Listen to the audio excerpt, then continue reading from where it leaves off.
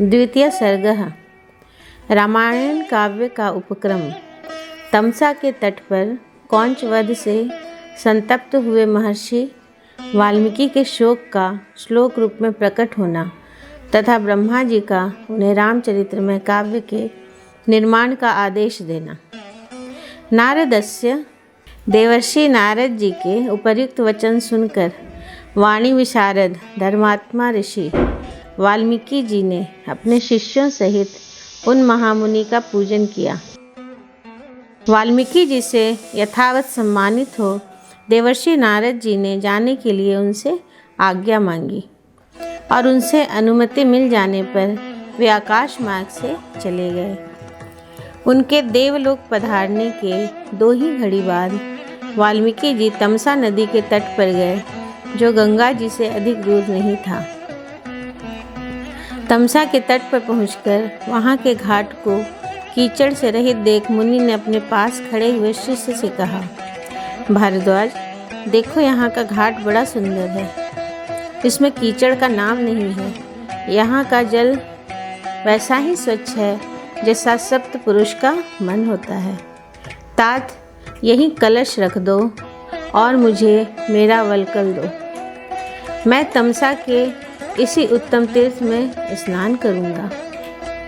महात्मा वाल्मीकि के ऐसा कहने पर नियम परायण शिष्य भारद्वाज ने अपने गुरु मुनिवर वाल्मीकि को वल्कल वस्त्र दिया। शिष्य के हाथ से वल्कल लेकर वे जितेंद्रिय मुनि वहाँ के विशाल वन की शोभा देखते हुए सब ओर विचरने लगे। उनके पास ही क्रौंच पक्षियों का एक जोड़ा, जो कभी एक दूसरे से अलग नहीं होता था, विचर रहा था। वे दोनों पक्षी बड़ी मधुर बोली बोलते थे। भगवान वाल्मीकि ने पक्षियों के उस जोड़े को वहाँ देखा। उसी समय पापपूर्ण विचार रखने वाले एक निषाद ने, जो समस्त जंतुओं का अकारण वैरी था, वहाँ आकर पक्षियों के इस जोड़े में से एक नर पक्षी को मुनि के देखते देखते बाण से मार डाला। वह पक्षी खून से लथपथ होकर पृथ्वी पर गिर पड़ा और पंख फड़फड़ाता हुआ तड़पने लगा। अपने पति की हत्या हुई देख उसकी भार्या कौंची करुणाजनक स्वर में चित्कार कर उठी। उत्तम पंखों से युक्त वह पक्षी सदा अपनी भार्या के साथ साथ विचरता था। उसके मस्तक का रंग तांबे के समान लाल था और वह काम से मतवाला हो गया था। ऐसे पति से वियुक्त होकर क्रौंची बड़े दुख से रो रही थी। निषाद ने जिसे मार गिराया था, उस नर पक्षी की वह दुर्दशा देख उन धर्मात्मा ऋषि को बड़ी दया आई। स्वभावतः करुणा का अनुभव करने वाले ब्रह्म ऋषि ने यह अधर्म हुआ है ऐसा निश्चय करके रोती हुई क्रौंची की ओर देखते हुए निषाद से इस प्रकार कहा, निषाद, तुझे नित्य निरंतर कभी भी शांति न मिले, क्योंकि तूने इस क्रौंच के जोड़े में से एक की, जो काम से मोहित हो रहा था, बिना किसी अपराध के ही हत्या कर डाली।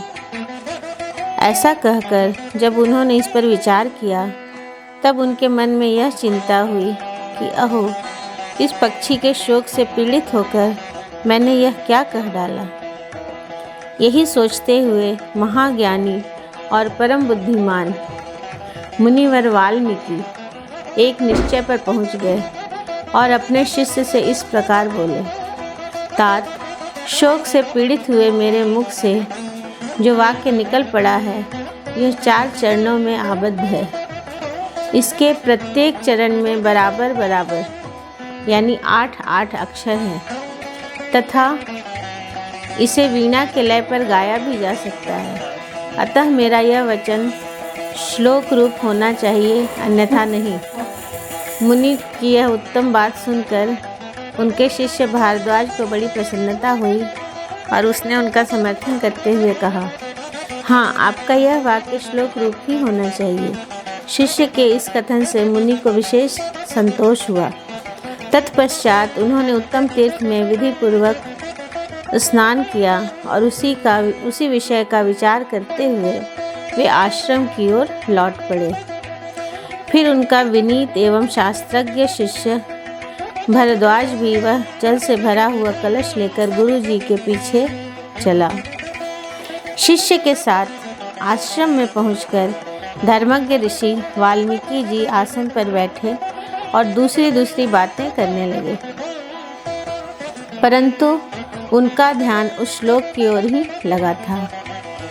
इतने ही में अखिल विश्व की सृष्टि करने वाले सर्वसमर्थ महातेजस्वी चतुर्मुख ब्रह्मा जी मुनिवर वाल्मीकि से मिलने के लिए स्वयं उनके आश्रम पर आए।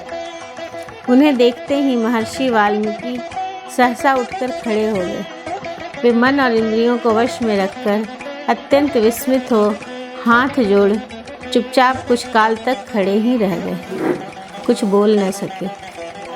तत्पश्चात उन्होंने पाद्य, अर्घ्य, आसन और स्तुति आदि के द्वारा भगवान ब्रह्मा जी का पूजन किया और उनके चरणों में विधिवत प्रणाम करके उनसे कुशल समाचार पूछा।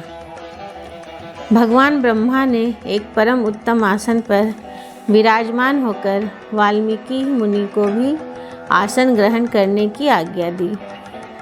ब्रह्मा जी की आज्ञा पाकर वे भी आसन पर बैठे। उस समय साक्षात लोक पितामह ब्रह्मा सामने बैठे हुए थे, तो भी वाल्मीकि का मन उस क्रौंच पक्षी वाली घटना की ओर ही लगा रहा। वे उसी के विषय में सोचने लगे। ओह, जिसकी बुद्धि वैर भाव को ग्रहण करने में ही लगी रहती है, उस पापात्मा व्याध ने बिना किसी अपराध के ही वैसे मनोहर कलरव करने वाले क्रौंच पक्षी के प्राण ले लिए। यही सोचते सोचते उन्होंने क्रौंची के आर्तनाद को सुनकर निषाद को लक्ष्य करके जो श्लोक कहा था, उसी को फिर ब्रह्मा जी के सामने दोहराया। उसे दोहराते ही फिर उनके मन में अपने दिए हुए शाप के अनौचित्य का ध्यान आया। तब वे शोक और चिंता में डूब गए।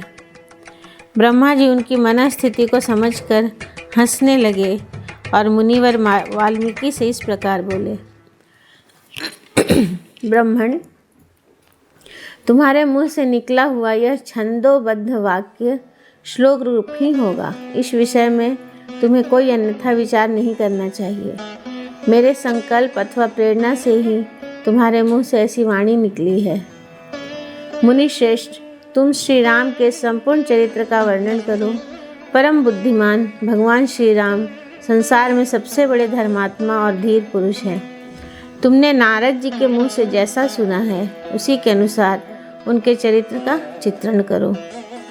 बुद्धिमान श्री राम का जो गुप्त या प्रकट वृतांत है तथा लक्ष्मण, सीता और राक्षसों के जो संपूर्ण गुप्त या प्रकट चरित्र हैं, वे सब अज्ञात होने पर भी तुम्हें ज्ञात हो जाएंगे।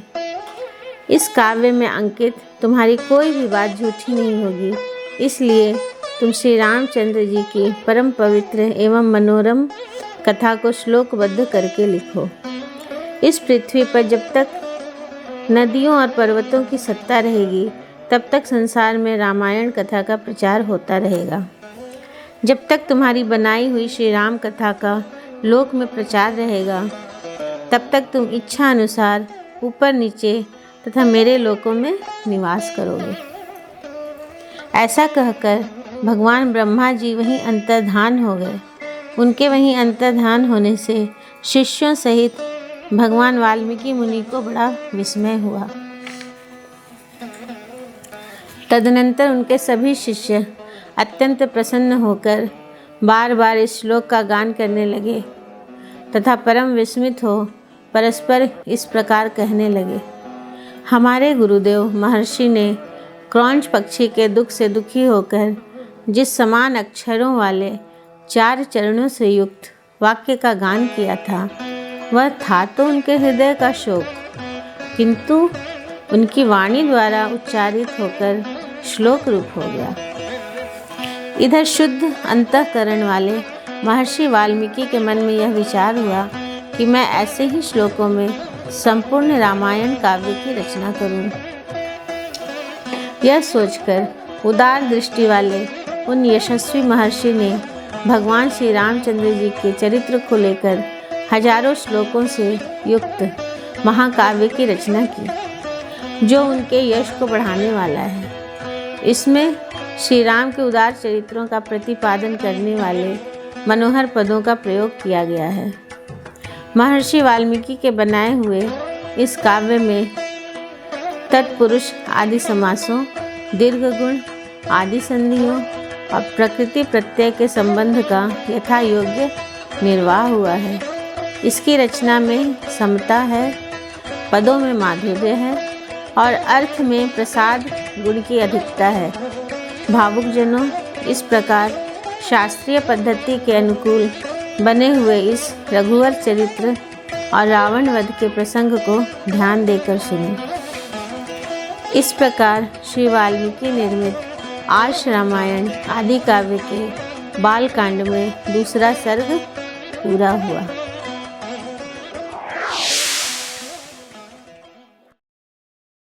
यदि आप हमारे साथ हैं, पेटीएम या गूगल पे पर हमें सहयोग दें ताकि यह काम और बेहतर हो सके तथा जारी रहे। To support us, donate us through Paytm और Google Pay so that this work may continue and improve.